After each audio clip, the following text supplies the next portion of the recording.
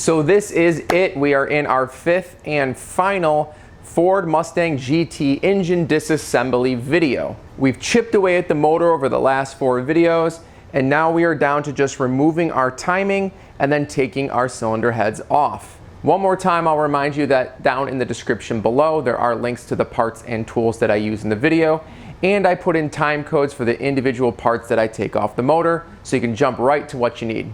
That's pretty much it. Let's get to it. Now the first thing you're going to want to do is take off your position sprocket here. And this is keyed, so don't worry about what position this needs to go in. Just know that the teeth sort of face forward. And when you see the sprocket, you'll know what I'm talking about. Next, let's reinstall the harmonic balancer bolt and the washer so we can rotate the crankshaft into the position that we want it. Now what you'll find are links with a different color or some sort of marking on them. So in this case, down here, I see one of the links that has a different color. So what we're looking to do is we're looking to have the colored links. There's going to be 2 on each chain. We want the colored links to match up on the timing marks on each cam phaser sprocket and down below on the cam gear. So make sure that your car is in neutral. And once you have this tightened down, all right, there we go, the engine will start to turn. Keep rotating until all of the colored chain links match up with our timing marks.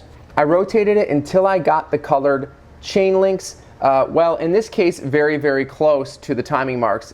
So basically, I have it where every one of the colored links is off by 1. I'm actually happy with that.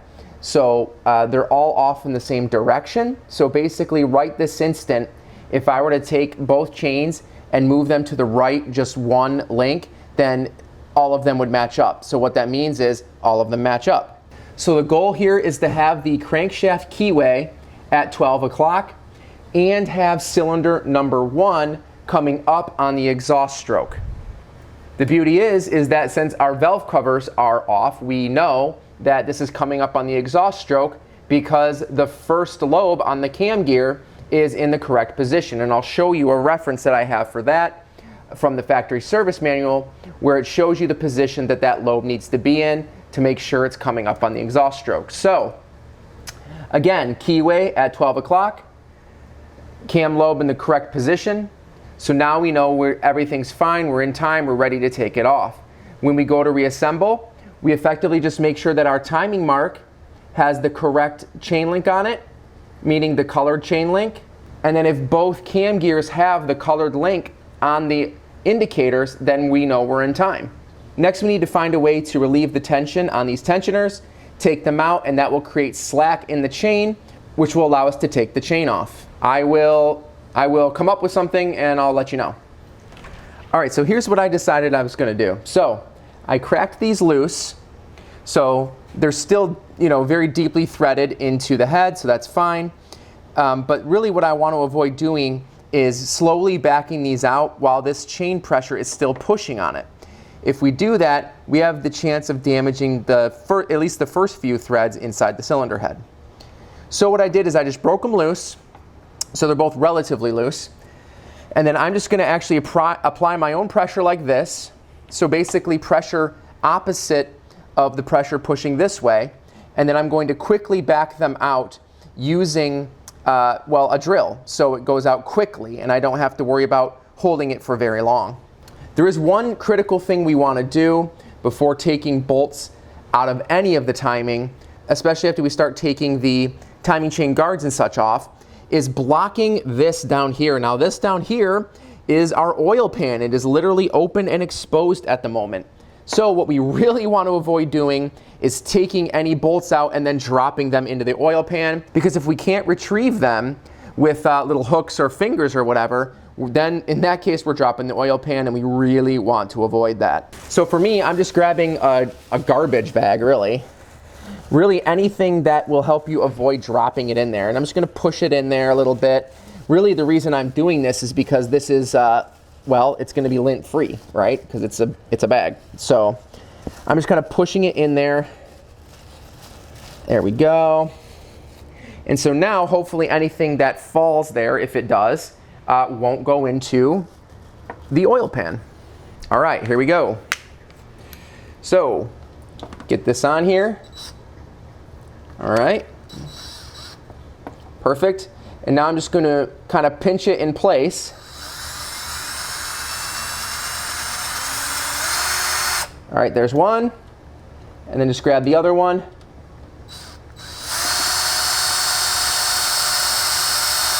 Awesome. That went really well. So now we're just going to pull it out. There we go. Come on. Excellent. Perfect. Now just repeat that on the right side or the passenger side of the motor. All right, now 2 of your chain guides are just going to slide off. So that's this one here. Set that aside. And then same story on this one. There you go. Now we should have just about no tension on either side. We can just kind of rotate this a little bit if we need to relieve some of that pressure. But regardless, over here on the right hand side, it's nice and loose. So there's just 8mm bolts on the other chain guides. So just remove those 4 bolts and pop those guides off. So that's it. We're ready to take off our chains. We have the tensioners off. We have the guides off. And now we have obviously a lot of slack in our chains. Well, except for right there, but that doesn't matter. That'll pop right off. And then once you take your chains off, just make sure you have a nice kind of gentle place to put them down if you plan to reuse them. And then if not, whatever, no big deal. So we just take the side with the most slack, lift it off. There we go. And then just very carefully pull it off the bottom and then lift it away. Same story over here. All right, there we go. Awesome. And then if you want, you can just slide these off. If you want to take this gear off, that's fine. I don't really need to, so I think I'm just going to leave it on there. But regardless, if you want to take it off, just slide it off and set it aside. So we're seriously just, we're down to it. This is it. So what we need to do now is we need to take off the bolts that connect the exhaust header to the mid pipe. And the reason I'm doing that is because I'd like to try to pull off the head and the exhaust header in one go. I'm doing that for really 2 reasons, mostly because of clearance. So getting down there and getting all the bolts off the header, don't really want to deal with it. I'd rather do that once it's out. And secondly, I'm going to replace my headers anyways. So if we're doing that, just try to pull it out in one piece and we're all good to go. So let's head under the car. Don't know what kind of visibility I'm going to be able to give you, but effectively both headers, they're about this far behind the motor is where they connect to the mid pipe, and we just need to take off the 4 bolts that connect it, so 2 on each side, and then we're ready to take off our head bolts. All right, so I have the car jacked up, and make sure you have a jack stand on a support so the car doesn't fall and kill you. So what I have, and also definitely be wearing eye protection under here. Whenever you're working over your head, well, really you should always be wearing it, but whenever you're working over your head especially, you want to make sure you're not working on things and having stuff drop into your eyes.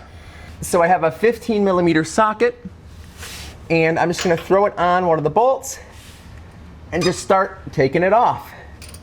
Now, nice, okay. So yesterday, you may see a little bit of staining on here, and that's because I put PB Blaster on these bolts yesterday and just kind of let them sit. And now, I'm able to back these out with literal ease. This is no problem at all. So, take this out. It looks like for the top bolt, we need to take out that upper oxygen sensor. It looks, you should be able to see it right behind there. Or we can try it from up here since it looks like there's a lot of space. So that was a bit of a struggle to say the least.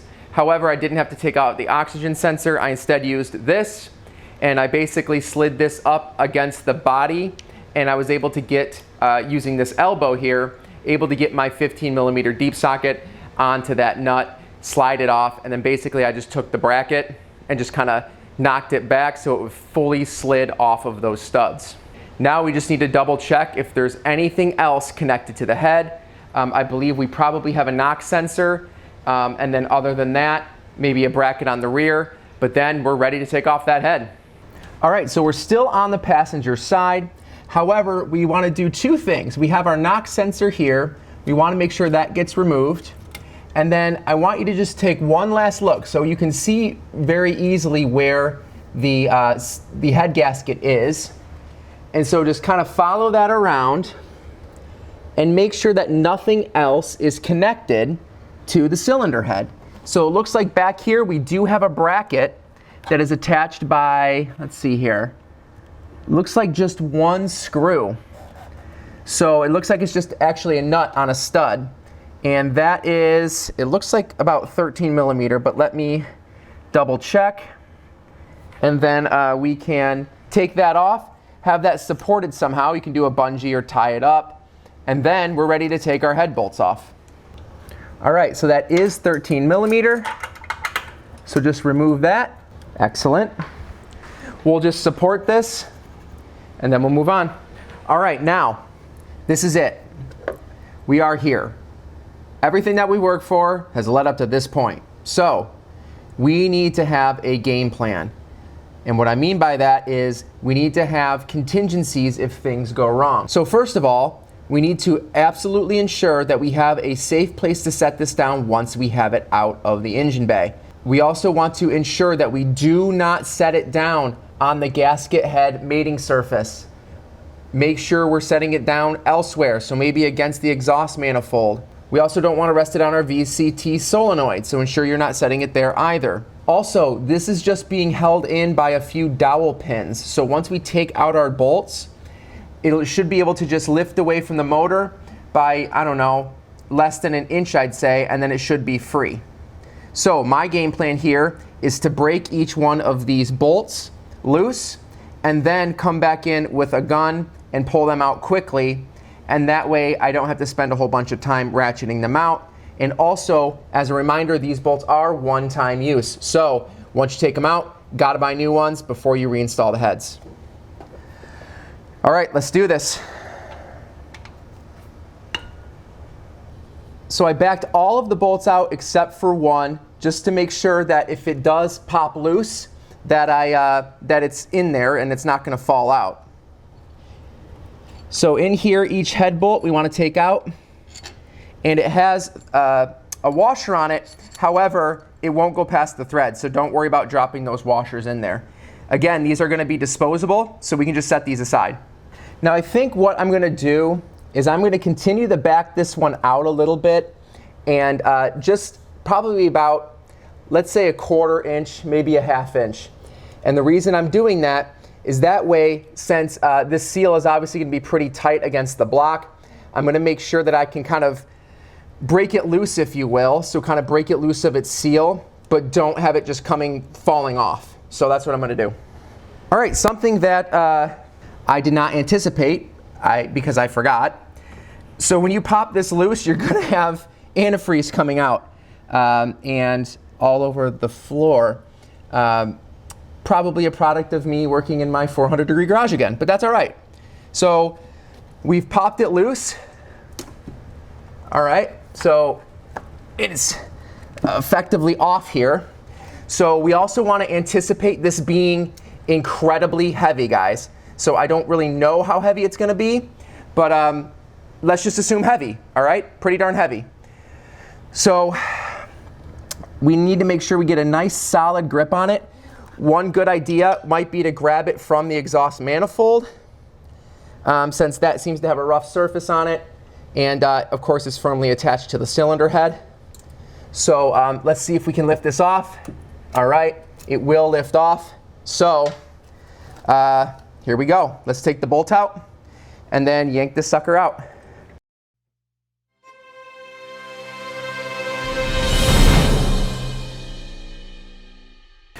Whew. Okay. Oh my gosh. I can in fact confirm that it is very heavy.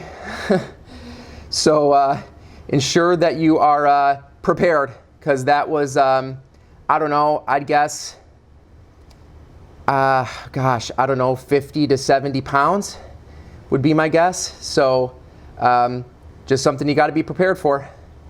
So if we take a look here, we can see our dowels. So here's the dowels that we slide onto. Obviously we have some, probably some coolant ports, maybe some oil ports. And then we have our head gasket. Our head gasket is still on here, so we're just gonna leave that for now. I don't even wanna deal with that right now. I'm so over this. And then we have, of course, our pistons, cylinder walls, and we have a lot of antifreeze inside the cylinder. So the very first thing you wanna do is get that out ASAP. So when we pulled this off, antifreeze poured in, we wanna make sure we clean all that out. And then once you clean them out, just kind of gently clean them out, get some oil, some unused oil, and just gently rub them onto the cylinder wall so it doesn't rust. All right, so what you can see here is we had some antifreeze obviously pour into the cylinders, so we just want to get some paper towel and soak that up. And as we know, these bolts are not reusable. However, I also got antifreeze into these bolt holes, and it's important that we get that all cleared out of here, because obviously when you try to screw the new ones in, if there's liquid down there, they won't be able to screw all the way in, which would be a very big deal. So let's go repeat it on the other side.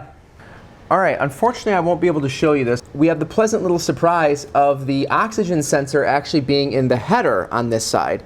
So we need to take the oxygen sensor out, as well as the two bolts to the exhaust manifold from down below. All right, so I changed my mind on the oxygen sensor. It turns out that it has got a connector here. So this green connector, if we just push down on this, we should be able to disconnect that. Awesome, there we go. And now this oxygen sensor and kind of this little pigtail here can just come with it. So I did go underneath and I was able to pull that bracket out. Unfortunately, it's a lot tighter on this side.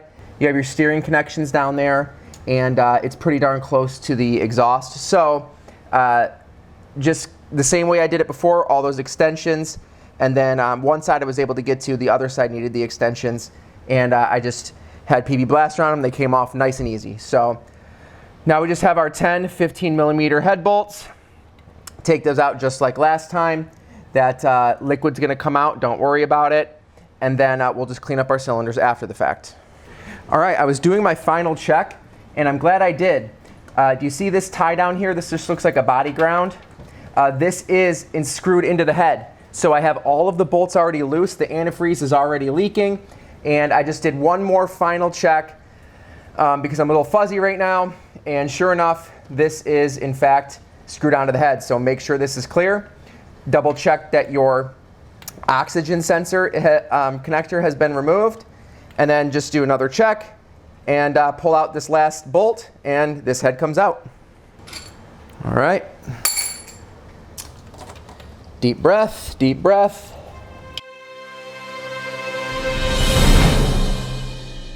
Woo! Yes.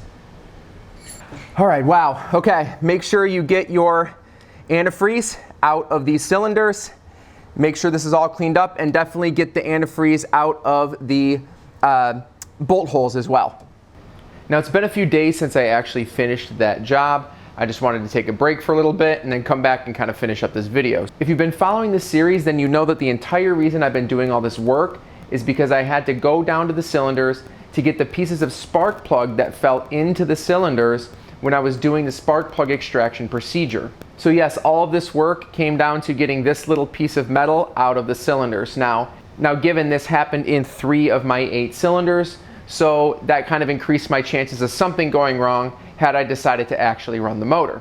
But that's all right. Now that I'm down to this point, I'm going to actually take the cylinder heads and I'm going to bring them to a cylinder head machine shop. Just make sure everything is looking good. And while they're there, I think I'm just going to have them install some new cams. But honestly, that's just the beginning for this Mustang. We have a great opportunity here to do pretty much whatever we want to it. So on the build back up, I might be shooting a few videos here and there, kind of talking about some different things. So I hope that you'll join me by subscribing. Definitely like this video if you in fact liked it, and I'll be seeing you in the next one.